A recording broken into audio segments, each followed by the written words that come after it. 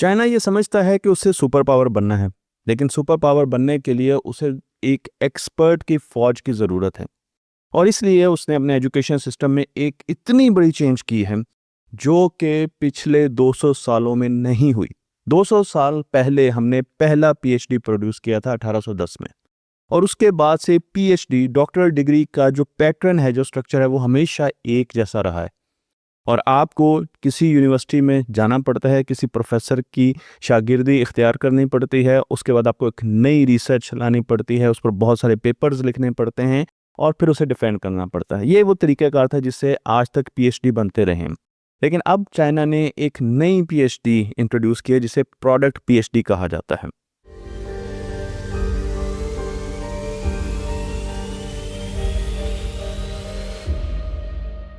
मैं आपको यहाँ पर एक रिसर्च पेपर भी दिखा रहा हूँ जो कि इस पूरे प्रोग्राम पर बनाया गया है, लिखा गया है। और पहली मर्तबा जो पीएचडी हासिल की है इस प्रोडक्ट पीएचडी के पाथवे से, वो की है ज़ेंग हुई ने। पहले कैंडिडेट जिनका नाम है ज़ेंग हुई, उन्होंने साउथ ईस्ट यूनिवर्सिटी नैनजिंग से, चाइना की यूनिवर्सिटी है, प्रोडक्ट पीएचडी हासिल की है। और उन्होंने एक प्रोडक्ट दिया है और उसे डिफेंड किया है। उनका प्रोडक्ट ये है कि उन्होंने बड़े बड़े ब्रिज बनाने के लिए, बड़ी बड़ी बिल्डिंग्स बनाने के लिए लीगो ब्लॉक की तरह फोर्स्ड स्टील के ब्लॉक्स बनाए हैं। और इन ब्लॉक्स के ज़रिए आप दरियाओं पर बड़ी तेज़ी से ब्रिज बना सकते हैं, क्योंकि आपको पता है कि ब्लॉक्स को जोड़ना कितना आसान है। पहली मरतबा इसे यांगजी रिवर पर लगाया जा रहा है और यहाँ पर आप उसकी तस्वीर भी देख सकते हैं। अभी तक इस प्रोग्राम में 11 पीएचडीज आहिस्ता आहिस्ता अपनी डिग्रीज मुकम्मल कर रहे हैं। उन्होंने वेल्डिंग के प्रोसीजर्स को बेहतर करने के लिए नए आइडियाज़ दिए और उन्हें इम्प्लीमेंट करके भी दिखाया। उन्होंने फायर फाइटिंग इक्विपमेंट में बेहतरी लाई, ऐसे प्रोडक्ट्स बनाए जो कि फायर फाइटिंग बड़ी अच्छी कर सकते हैं इंडस्ट्री में। और उसके साथ साथ बहुत से और आइडियाज़ पर भी काम हो रहा है।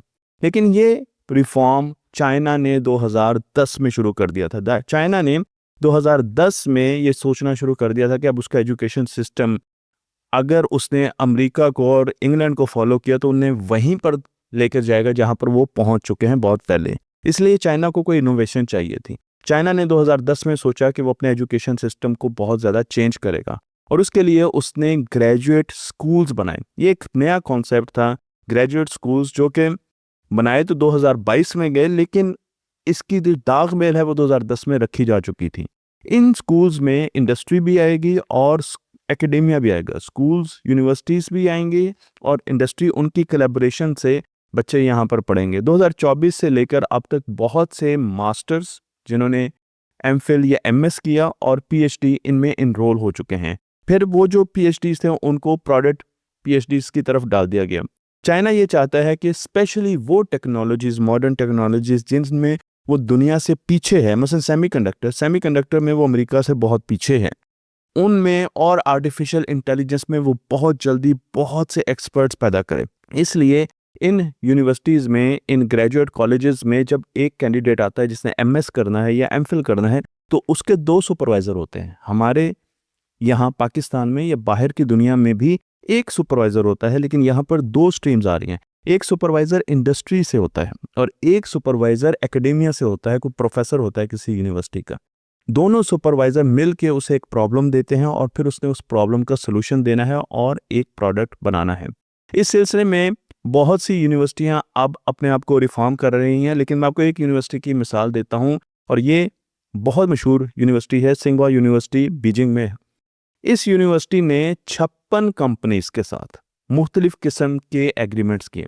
14 की सेक्टर्स में ये रिसर्च कर रहे हैं, नई डेवलपमेंट्स कर रहे हैं पिछले 3 सालों में। तो 56 कंपनियां आ गई और 14 फील्ड्स इन्होंने सेलेक्ट की और 3 सालों में ये इस पर काम कर रहे हैं। बहुत से एमएस इन्होंने प्रोड्यूस किए। जो ग्रेजुएट हैं वो 1430 बन चुके हैं। तो 1430 ग्रेजुएट इस वक्त मुख्तलिफ प्रॉब्लम सॉल्व करके प्रोडक्ट्स दे के अपनी डिग्री हासिल कर चुके हैं, जबकि 100 पेटेंट इस यूनिवर्सिटी ने सिर्फ पिछले 3 सालों में किए, जो कि बहुत बड़ी बड़ी इन्वेंशंस के पेटेंट्स हैं।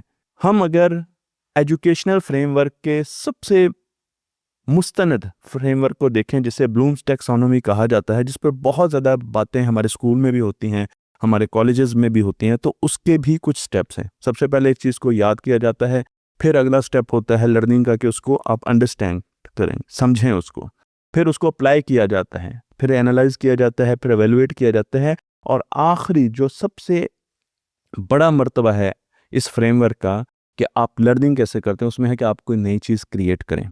लेकिन अगर हम अपना एजुकेशन सिस्टम देखें पाकिस्तान का, तो शायद ज़्यादातर एजुकेशन सिस्टम पहले स्टेप पर ही खड़ा है, यानी हम रटे लगाते हैं, रोट मेमोरी, रिमेंबर करते हैं। बहुत कम ऐसे स्कूल्स और कॉलेजेस होंगे जो कि अंडरस्टैंडिंग की तरफ लेके जाते हैं, और शायद अप्लाई तो हम बहुत ही कम अपने नॉलेज को, जो नॉलेज हमारे बच्चे हासिल कर रहे हैं उन्हें कर रहे हैं। लेकिन चाइना ने अब इसका जो आखिरी फेज़ है, जो सबसे ऊपर का मर्तबा है, उसको हिट किया है, और उसने कहा कि अब आपने क्रिएट करना है तो आपको डिग्री मिलेगी, अगर आपने कोई चीज़ नई नहीं बनाई तो आपको कोई डिग्री नहीं मिलेगी। पाकिस्तान में एचईसी के डेटाबेस के मुताबिक 2 सालों में तकरीबन 3,000 पीएचडीज करते हैं।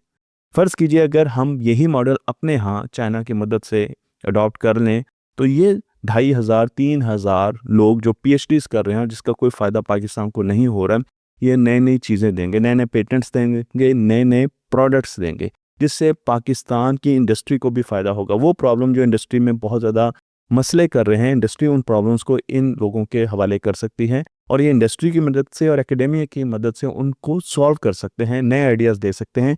इसलिए हमारी एजुकेशन भी एक तो अलाइन होगी फ्यूचर के लिए, और उसके साथ साथ ये होगा कि हमारी इंडस्ट्री के प्रॉब्लम्स भी सॉल्व होना शुरू हो जाएंगे। हमें हर चीज़ के लिए बाहर की तरफ नहीं देखना पड़ेगा।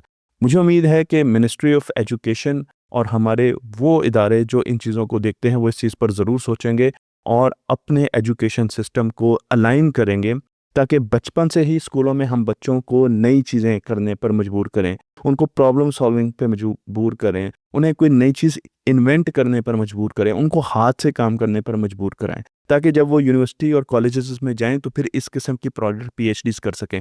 अगर हम सिर्फ उनको लिखाते जाएंगे, रट्टे लगवाते जाएंगे, रिप्रोड्यूस करवाते जाएंगे नॉलेज, तो फिर वो यूनिवर्सिटियों में जाके एकदम इस तरह के नए प्रोडक्ट्स नहीं बना सकेंगे। मुझे उम्मीद है ये वीडियो आपको पसंद आई होगी। इस वीडियो को ज़्यादा से ज़्यादा शेयर करें, इस इल्म को दूसरों तक पहुँचाएँ, हमारी आवाज़ गवर्नमेंट के इदारों तक भी पहुँचाएँ, ताकि वो ये देखें कि किस तरीके से पाकिस्तान ने अपने मुस्तकबिल के लिए आगे बढ़ना है।